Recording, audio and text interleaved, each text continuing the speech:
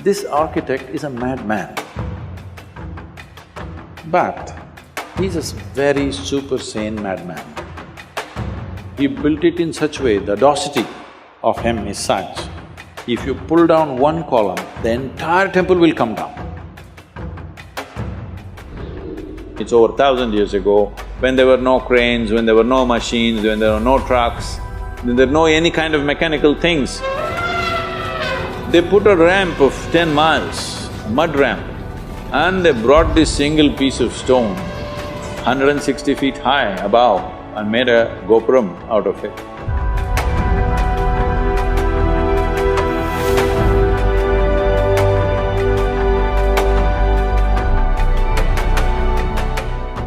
Even in architecture, there is adventure, isn't it? You must see Ranakpur. Have you seen Ranakpur in Rajasthan? You must see. Ranakpur also has Kumbhalgarh within 20 kilometers. It's the second largest wall on the planet. Most Indians know because we keep all the things that we should be proud of a secret. The second largest wall on the planet, which if you look at it aerially, you would mistake this to be Great Wall of China. It's that big.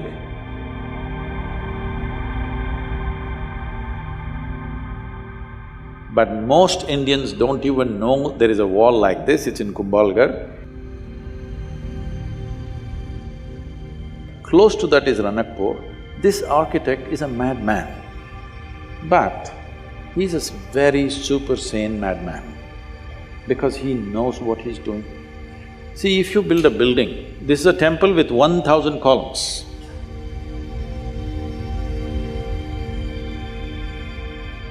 If you're thinking about safety, what would you do? Just in case over a period of time, if one column collapses, because those days the material is only stone, there is no steel and concrete and stuff.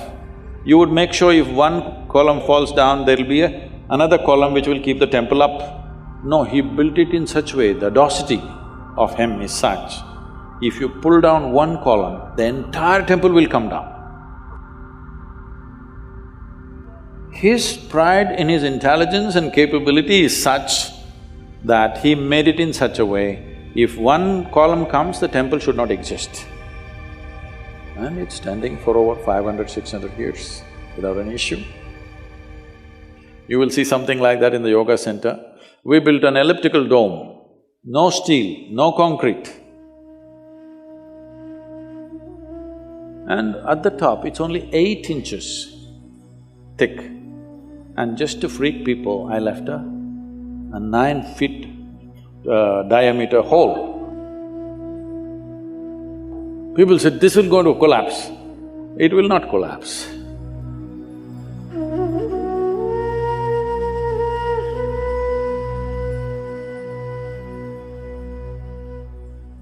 And if you go to the ancient temples, you must come to the south because North India, most of the temples, the ancient temples are all gone. The new ones that they have built is all put up in a hurry. But if you come to the south and see, one amazing thing you will see is their sense of geometry. Unbelievable. How they arrived at this sense of geometry, 1,000 years ago, 2,000 years ago, absolute geometric sense in their mind. You've seen Belur Halebeedu? Have you? Karnataka temples? Oh, it's a must-see. It's just a must-see for any human being, especially those of you who are in architecture, art, whatever you are into. Some aesthetics you are into means this is something you must see.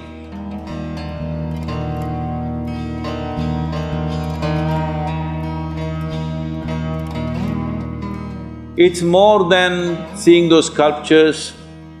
You must look into the minds of people who did this.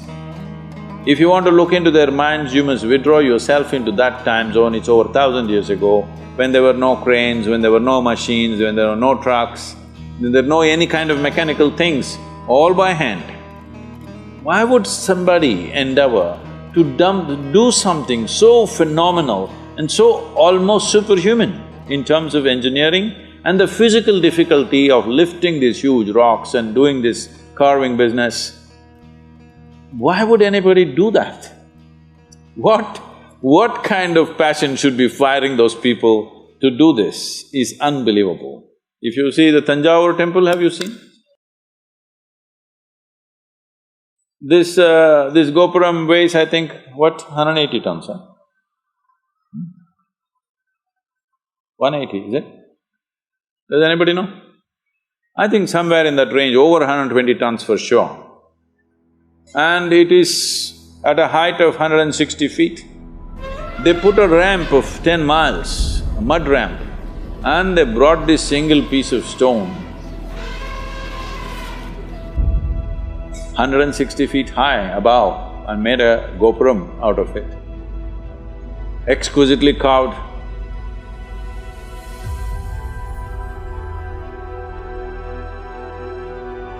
Well, in Karnataka, what they carved is soapstone. In Tamil Nadu, Tamil people are crazy. They carved granite into very fine structures, which is far more difficult than carving soapstone. And they put it up there. What is it that's firing these human beings?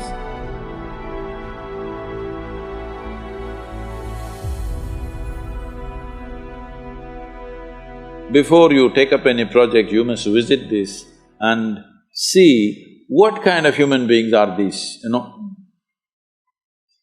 Just for aesthetics, understand? Not for livelihood. It's not a factory shed we are building, just for aesthetics.